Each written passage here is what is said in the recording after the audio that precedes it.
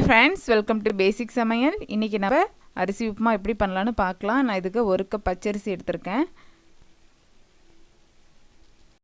துவரம்பருப்பு ஒரு 3 ஸ்பூன் எடுத்திருக்கேன். அரிசிலையும் துவரம்பருப்புலையும் லைட்டாக தண்ணியை தெளிச்சுட்டு நல்லா கலந்து ஒரு 1/2 அன் ஹவர் அப்படியே வச்சுக்கலாம்.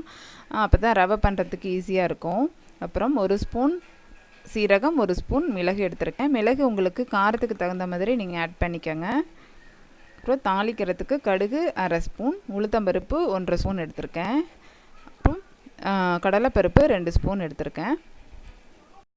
அப்புறம் பெருங்காயத்தூள் எடுத்துக்கலாம். வெங்காயம் ஒரு வெங்காயம் கட் பண்ணி வச்சுருக்கேன். கருவேப்பிலை, இஞ்சி, பச்சை மிளகாய் எடுக்கலாம். தேங்காய், துருவின தேங்காய் ஒரு 3 ஸ்பூன் எடுத்திருக்கேன். இது ஆப்ஷனல் தான், உங்களுக்கு வேணும்னா நீங்கள் ஆட் பண்ணிக்கோங்க, இல்லைன்னா நீங்கள் விட்டுறலாம். தாளிக்கிறதுக்கு தேங்காய் எண்ணெய் எடுத்திருக்கேன். இப்போ நம்ம மிக்ஸி ஜாரில் அரிசி, அப்புறம் பருப்பு, அப்புறம் மிளகு, சீரகம் எல்லாத்தையும் போட்டு நம்ம ரவை மாதிரி நல்லா அரைச்சி எடுத்துக்கலாம்.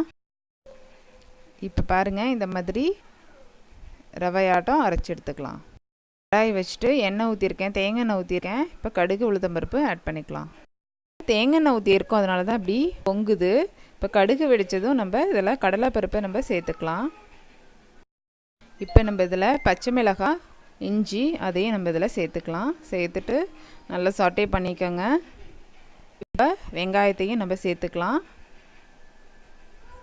வெங்காயம் சேர்த்துட்டு நல்லா வதங்கணும் வெங்காயம். அப்புறம் கருவேப்பிலை அதில் ஆட் பண்ணிக்கலாம்.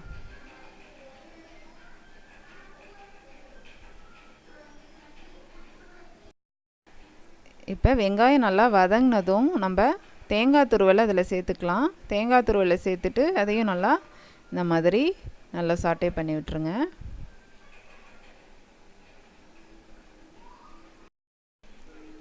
இப்போ தண்ணி சேர்த்துக்கலாம். நான் 1 கப் அரிசி எடுத்ததுனால நான் 2 கப் தண்ணி ஊற்றுறேன். எக்ஸ்ட்ரா 1 கப், மொத்தமாக 3 கப் தண்ணி இதில் நான் சேர்த்துருக்கேன்.